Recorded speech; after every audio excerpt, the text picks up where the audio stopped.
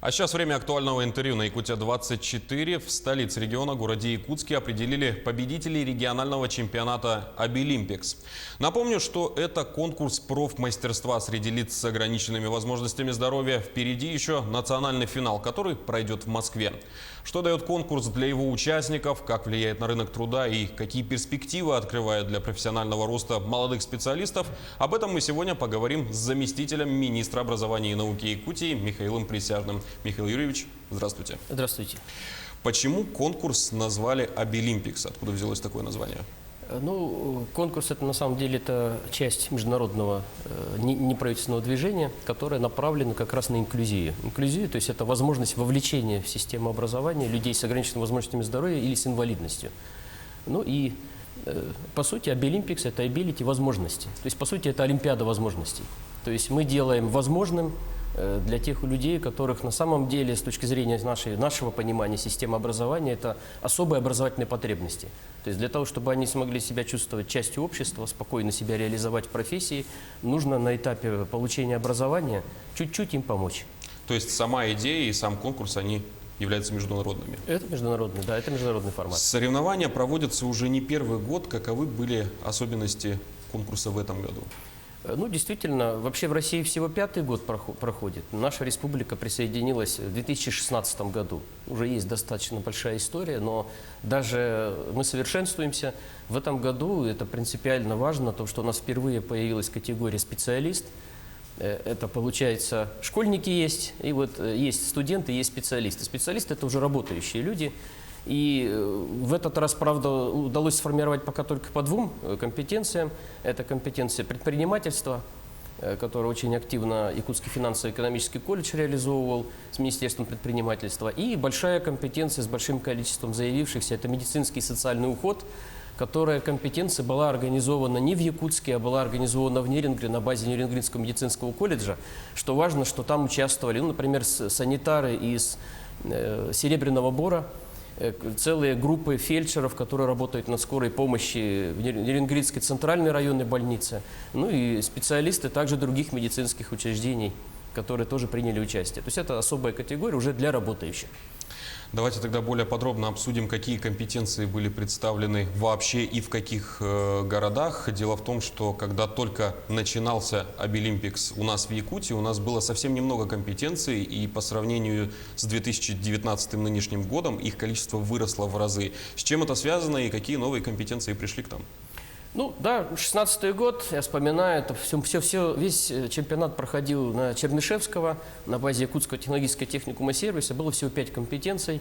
Почему? Потому что там и до этого обучались инклюзивные группы, то есть ребята с инвалидностью приходили, получали обучение. Чтобы сама организация чемпионата по различным компетенциям, это же не только выявить лучших, это на самом деле просмотреть, действительно ли созданы условия для обучения.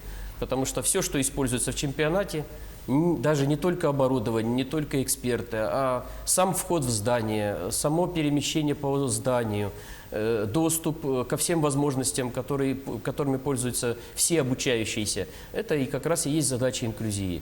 И в этом году по заявкам организаций, учреждений, даже предприятий у нас присоединились, у нас набралось всего 18 компетенций. И это традиционные, например, такие компетенции, как кондитерское дело, как, например, ремонт автомобилей, автомобильной техники.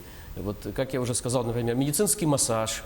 У нас с прошлого года появился и расширяется перечень компетенций, где могут себя проявить дети, обучающиеся системы общего образования, в основном из специальных коррекционных школ. Например, очень себя хорошо проявила школа-интернат с такими тяжелыми медицинскими последствиями, связанными со слухом. Например, бисероплетение, вязание крючком. То есть достаточно большой перечень компетенций. Да, получается, перечень самый разнообразный. Да. Вы сказали, что специалистов и уже людей, работающих, допустили к соревнованиям только в этом году. Как вы считаете, с приходом специалистов в «Обилимпикс» эти соревнования стали более полезны для людей, уже работающих, либо же для тех, кто только начинает, либо присматривается к своей дальнейшей трудовой деятельности? Если говорить с точки зрения участников, то для них понятно, что все полезным является. Для нас, наверное, для система образования – это очень важно, поскольку одно дело, когда у нас это школьники и ребята, студенты обучаются, пусть даже с экспертами, которые приходят с производства. Другое дело, когда люди приходят уже с производства. То есть они могут нам дать обратную реакцию. То есть обратно на то, что они на самом деле чем занимаются на производстве и каким образом следует, собственно, изменить образовательный процесс. Мы видим очень большой потенциал на самом деле для решения главной задачи. У Обилимпикса ведь главная задача – это трудоустройство. То есть дать возможность этим людям разного возраста, разных нозологий, разных заболеваний, которые где-то им создают сложности, чтобы они могли трудоустроиться. Поэтому вот специалисты – это на самом деле еще большее привлечение в движение Обилимпикс работодателей, конкретных предприятий. Именно поэтому мы в этом году попросили ряд наших коллег в Министерстве ведомств Республики выступить партнерами. То есть, собственно говоря, организовывать соревнования по определенным компетенциям. Потому что им проще найти выход к работодателям своей отрасли. Ну и поэтому, например, и Министерство здравоохранения, и Министерство экономики, и Министерство предпринимательства, и Министерство транспорта, Министерство труда, вот они в этом году выступили полноправными партнерами, что нам позволяет в будущем надеяться, что у нас расширится перечень компетенций и площадок. Если в этом году площадки были в Якутске и в Нерингре, как я уже сказал, да, но это было связано в первую очередь с тем, что и в Якутске, и в Нерингре нами созданы были базовые профессиональные организации, то есть которые целенаправленно помогают системе профессионального образования вот, быть готовым к обучению людей с особыми образовательными потребностями. То теперь мы предполагаем, что эти конкурсы, они уйдут и в другие районы республики, там, где, может быть, нет профессиональных образовательных организаций, но где есть наши выпускники. Говоря о рынке труда и работодателях, насколько работодатели заинтересованы в работе с победителями, с участниками таких конкурсов? Ну, дело в том, что конкурсы без работодателей, они невозможны, поэтому мы очень рады, что все больше и больше работодателей откликается. Откликается самым непосредственным образом, потому что они становятся экспертами. Причем работодатели, они для того, чтобы быть экспертами, они еще и проходят по своей инициативе дополнительное обучение. Наш институт развития профессионального образования во главе с Александром Михайловичем Дегтяревым, который организовывает эти конкурсы, они также организуют в течение года обучение экспертов.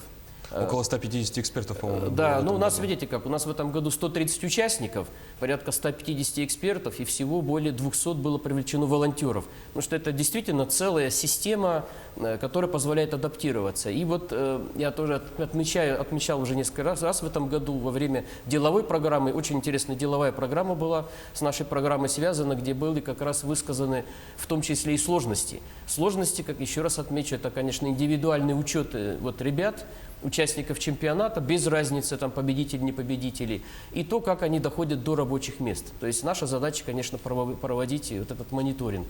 Поэтому деловая программа, круглые столы, они выработали, увидели слабые места, можно сказать, нашей системы с точки зрения подстраивания под рынок труда. И, наверное, также можно здесь сказать, что скорее мы подстраиваемся под рынок труда, потому что мы видим, что для того, чтобы все-таки получить это рабочее место, нужно соответствовать. Тогда расскажите, какие истории успеха у ребят появились за эти годы? Историй успехов много. Приведу лишь цифры прошлого года. У нас практически из выпускников прошлого года у нас порядка 30 ребят в прошлом году было, из них где-то 22 это уже трудоустроились и работают, то есть мы считаем это большим успехом. 5 продолжают обучение, и 3, что тоже очень важно, они работу не смогли сразу найти, но совместно с Государственным комитетом по занятости населения республики для них организованы стажировочные площадки. Это, кстати, новое направление совместно с Государственным комитетом по занятости населения. Мы знаем, что предприятия, организации республики, в целом Российской Федерации, они квотируют. Это законом подтверждается право людей с инвалидностью, с ограниченными возможностями здоровья получить такое же право и доступ к рабочим местам. Есть квотирование рабочих мест. И в рамках сотрудничества с ГКЗН и в рамках деловой программы мы внесли предложение о том, чтобы для участников чемпионата Обилимпикс по тем компетенциям, по которым есть реальные рабочие места, потому что они привязаны к практике, к работе, чтобы тоже было квотирование рабочих мест для этой группы населения. Над чем еще предстоит работать в этом направлении? Ну, конечно же, главное, мы сейчас движемся по учебно-методической работе. Вот, как бы это ни виделось со стороны, все-таки чемпионат – это несколько дней. Чемпионат Обилимпикс, он не останавливается, потому что все-таки говорю, что главное – это трудоустройство. Мы подключили несколько возрастных групп. И созданы вот с 2016 года несколько базовых профессиональных организаций. Это прежде всего Жатайский техникум, который, кстати, показал прекрасные результаты. Жатайский техникум, который в нашем понимании работает на речной транспорт, да, на речное хозяйство, на судоремонт.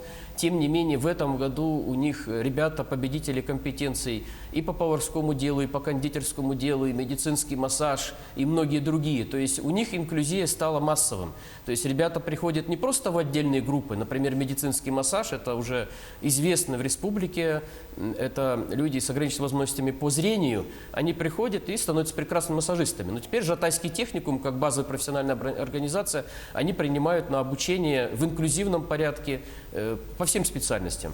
Южно-Якутский технологический колледж, Нерингри, это тоже наша базовая профессиональная организация, и колледж связи и энергетики здесь, в Якутске, это третья. Вот сейчас мы переходим на следующий уровень. То есть к каждой базовой профессиональной организации у нас прикреплены по 15 колледжей и техникумов, и мы методически на уровне разработки адаптивных образовательных программ, на уровне разработки адаптивных учебных дисциплин, мы позволяем людям, в общем-то, действительно реально получать образование. Михаил Юрьевич, и как попасть желающим на следующий Обилимпикс? Коротко, если можно. Ну, коротко, конечно же, мы ждем прежде всего от предприятий, организаций, от реального сектора заявок на стажировочные площадки и на места проведения компетенций.